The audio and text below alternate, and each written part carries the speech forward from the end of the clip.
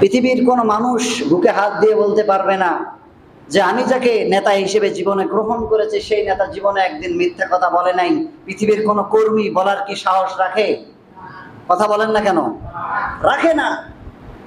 কোন কর্মী বলতে পারবেন না যে আমার নেতা কোনোদিন মদ পান করে নাই। কোন কর্মী বুকে হাত দিয়ে বলতে পারবেন না আমার নেতা কোনোদিন চুরি করে নাই। কোন কর্মী সৎসাহস দিয়ে বলতে পারবেন না আমার নেতা কোনোদিন জিনা করে নাই। এরকম একজন কর্মী পৃথিবীর মধ্যে পাওয়া যাবে না। কথা বলেন ঠিক কিনা?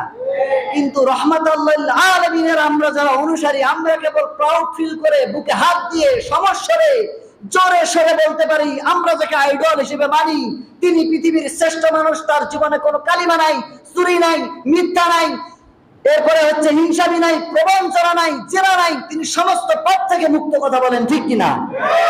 এরকম একজন ব্যক্তিকে আমরা নেতা বানিয়ে নিয়েছি। এই ব্যক্তিকে যদি নেতা মানতে পারেন তাহলে আপনি সফল। আর যদি তাকে আপনি নেতা হিসেবে না গ্রহণ করতে পারেন তাহলে আপনার জীবন বিফল। তার কারণ কাল কিয়ামতের দিন আল্লাহ তাআলা তিনটি ধাপে মানুষকে তার সামনে ডাকবেন। কয়টি ধাপে ডাকবেন? তিনটি ধাপে ডাকবেন। আমি রাসূল সাল্লাল্লাহু আলাইহি সাল্লামের চেহারা মুবারক, তার সিরাত, নবী করিম সাল্লাল্লাহু আলাইহি সাল্লামের দুইটা দিক ছিল জীবনে। কয়টা দিক বলেন তো? একটা হচ্ছে সিরাত আর একটা হচ্ছে সুরত।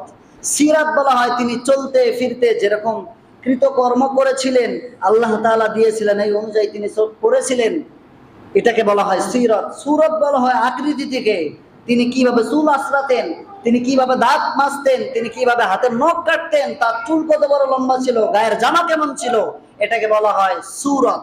এই দুইটি সিস্টেম আমি ইনশাআল্লাহ পর্যায়ক্রমে আমি রাসূল সাল্লাল্লাহু আলাইহি সাল্লামের বায়োডাটা নিয়ে আমি আলোচনা করব ইনশাআল্লাহ।